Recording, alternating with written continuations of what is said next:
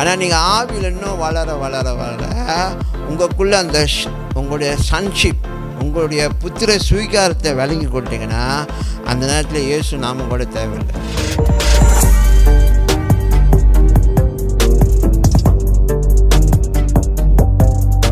அதான் நான்லாம் கேளுங்க, இந்த அனுபவத்துக்குள்ளே சொல்லி முடிக்கிறேன்.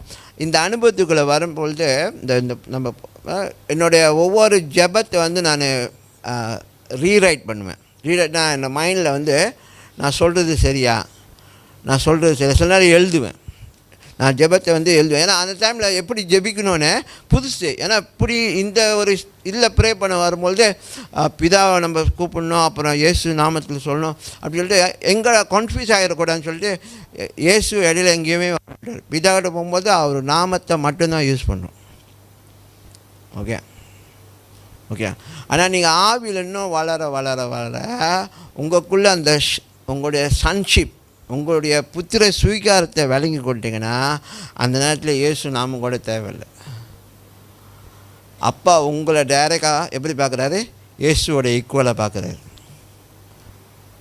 அப்போ நீங்கள் சொல்லும்போது daddy I'm asking this, amen, accepted. புரியுங்க? ஆனால் இப்போ அது நமக்கு இல்லை. நான் சொல்கிறேன், நான் தான் எப்போதும் முன்கூட்டி சொல்லிடுவேன்ல. ஓகே, எப்போதுமே சொல்லிடுவேன். என்னாச்சும் உங்களை குழப்பி விடுற மாதிரி இருக்கும் பார்க்கறதுக்கு. அது அப்படி இல்லை.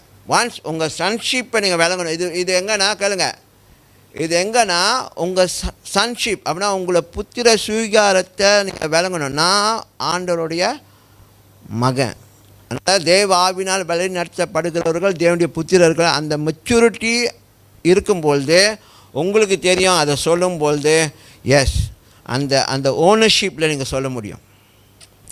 நான் எங்கள் அப்பாவுக்கு மகனா நான் எவ்வளோ உரிமையோடு அவர்கிட்ட போய் கேட்குறேன்ல, அந்த மாதிரி நான் கேட்க முடியும். புரியுதா? ஓகே. ஸோ இயேசு நாமத்தை யூஸ் பண்ணாலும் பிரச்சனை இல்லை, தொடர்ந்து யூஸ் பண்ணிக்கிட்டே இருக்கணும், அது பிரச்சனை இல்லை. ஓகே. பட் சில நேரத்தில் ஓகே ஒரு கட்டம் வரும்போது உங்களுக்கு அந்த ஒரு சன்ஷிப்போட இது வரும்போது நீங்கள் பேசுறதெல்லாம் நடக்கும், நீங்கள் சொல்கிறதெல்லாம் நடக்கும்.